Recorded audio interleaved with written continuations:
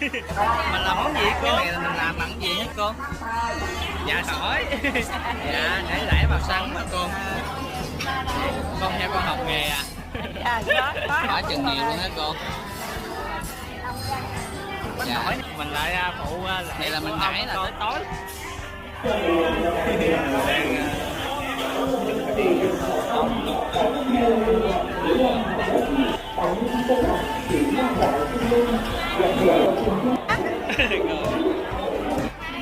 Này mình làm món gì cô? Dạ cô. Dạ. Mình làm món gì cô? Mì chay. Mì chay hả cô? Dạ. Nãy con thấy mấy cô đã để là một chùm vừa sắc ra đó phải không cô?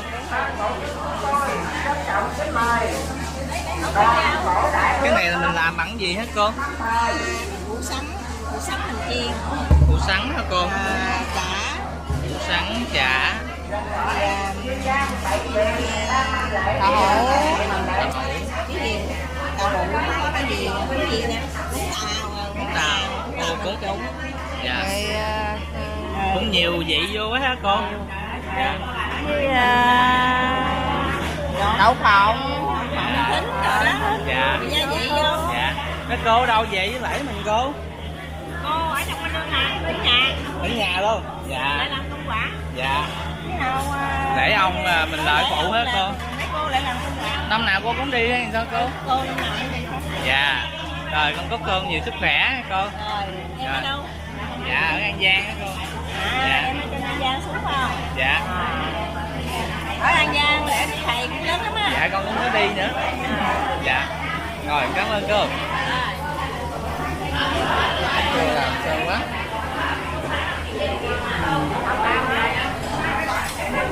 Cô. Máy đập chưa? Còn mấy cô em nói sao?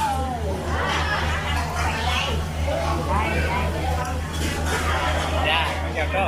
Chào em. Con coi cô gói Cô chả gói hả con? cái này bì cuốn. Dạ bì cuốn. Bì cuốn. Cái này mình gói là ăn liền hay là còn Gói ăn liền, không có sơ tái gì nữa. Dạ. Bởi vậy mang bao tay đầy đủ. Dạ. Vệ sinh thì phải vệ sinh chung. Dạ. Vệ sinh an toàn cho bà con mình ăn á cô. Bên này trải nghiệm luôn. Dạ. Ngon quá. Nãy con được ăn miếng xôi ngon quá luôn. Giờ thử cái này không? Dạ khỏi. Dạ để rải bà con mình đi. Con theo con học nghề à. Dạ có học không con ơi? Dạ. Cái này cực lắm. Giờ Nam đầu bếp không đó nha. Dạ.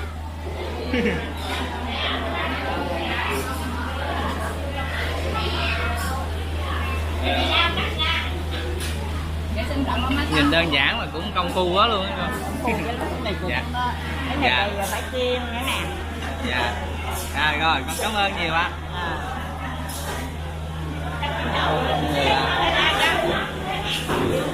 Người rất là đông.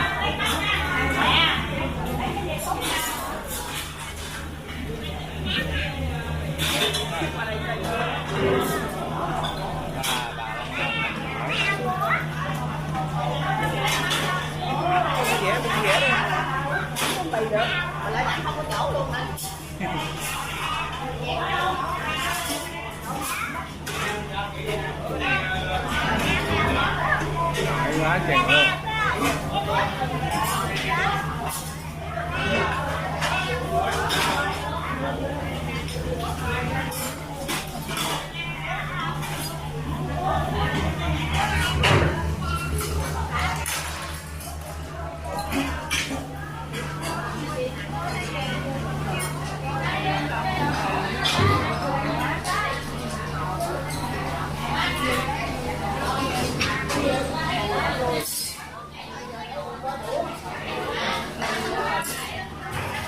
Bánh hỏi này mình ăn với gì hả cô? Dạ bánh hỏi thịt quay. Quay hả cô? Dạ. Bánh hỏi thịt quay. Dạ. Quay chai luôn. Cô làm đông quá.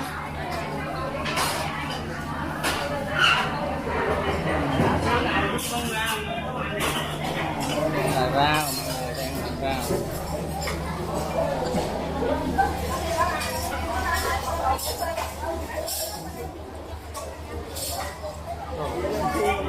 Dạ.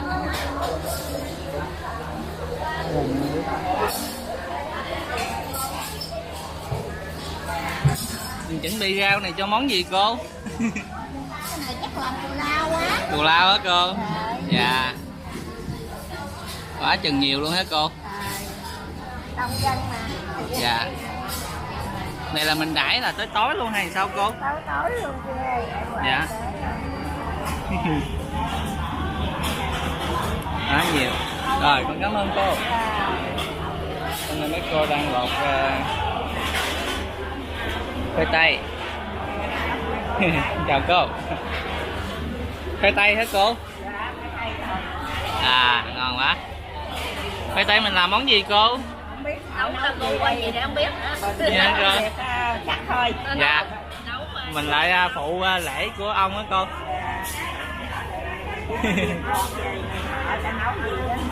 Dạ. Người phượng tay rồi, con cảm ơn mấy cô nhiều.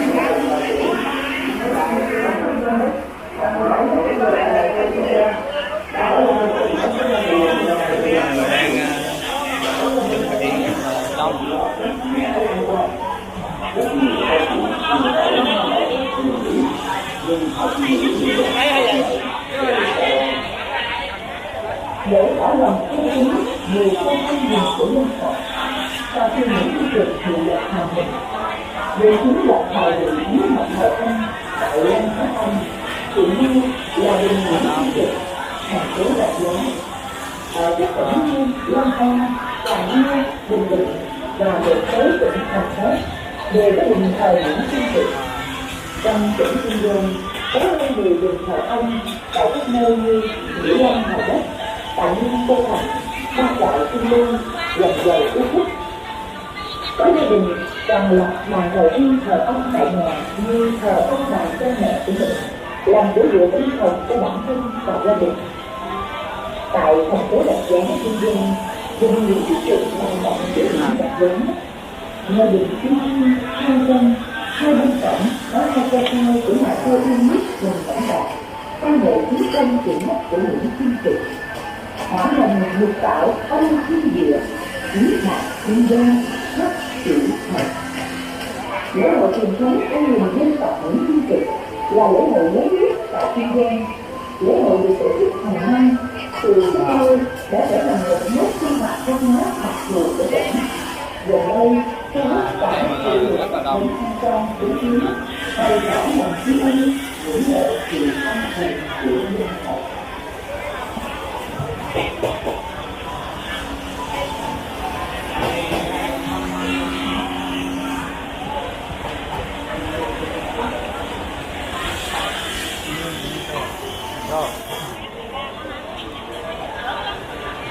Thế giới là sự nghiệp anh hùng dân tộc những chiến dịch.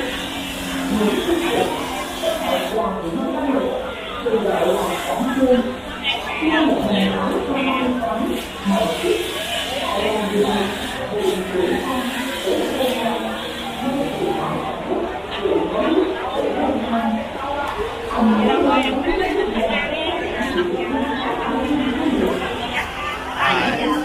Ở trong đây là khu nấu cơm.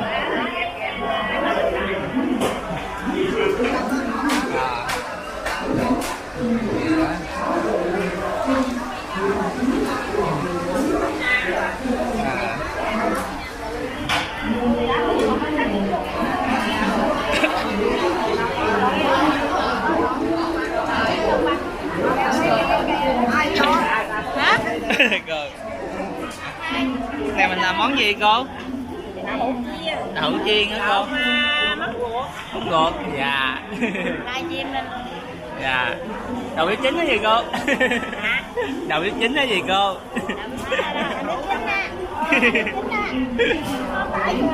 Dạ.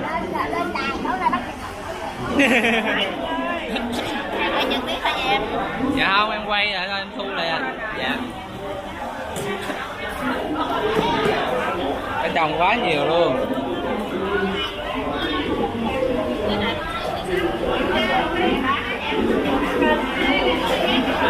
Đậu chiên. Quá nhiều luôn. Dạ. Ở đình Cây Hương, xã Tân Thành, huyện Tân Hiệp, Kiên Giang. Đang kính chào ban tổ chức buổi tuyên báo. Xin nhắc lại là mặt ô Quỳnh Nhân Sơn, đình Cây Hương, xã Tân Thành, huyện Tân Hiệp, Kiên Giang. Đang kính chào ban tổ chức buổi tuyên báo.